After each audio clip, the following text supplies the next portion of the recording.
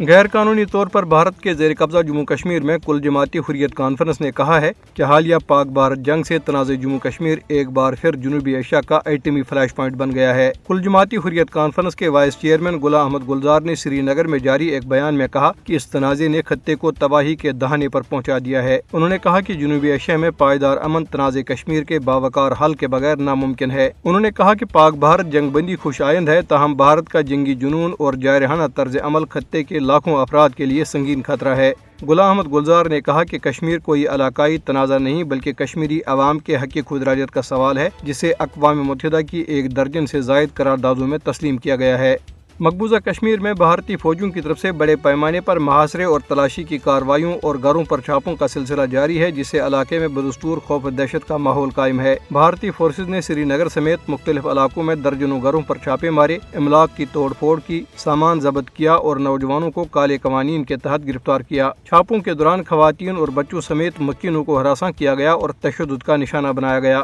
پاکستان کے خلاف حالیہ جنگ میں بھارت کی ذلت آمیز شکست کے بعد سوشل میڈیا پلیٹ فارمز پر افواہیں پھیلانے اور ملک دشمنی پر مبنی بیانات پوسٹ کرنے کے جھوٹے الزامات پر کم از کم 9 نوجوانوں کے خلاف مقدمات درج کیے گئے ہیں۔ خاندانوں کے عالمی دن اور ماؤں کے عالمی دن کے سلسلے میں سول سوسائٹی کے ارکان نے ان کشمیری ماؤں کو درپیش شدید مشکلات اور تکالیف کو اجاگر کیا ہے جن کے بیٹے اور شوہر 1989 سے بھارتی فورسز کی حراست میں لاپتہ ہوئے ہیں۔ سول سوسائٹی کے ارکان ڈاکٹر زبیر احمد راجہ اور سید حیدر حسین نے علاقے میں اختلاف رائے کو دبانے کے لیے بھارت کی طرف سے armed forces special powers act جیسے کالے قوانین اور ریاستی دہشت گردی کے منظم استعمال کی شدید مذمت کی۔ انہوں نے کہا کہ کشمیری خواتین کو انصاف اور حق خود ارادیت کا مطالبہ کرنے کی پاداش میں ذہنی اذیت، قید و بند اور ریاستی تشدد کا سامنا کرنا پڑتا ہے۔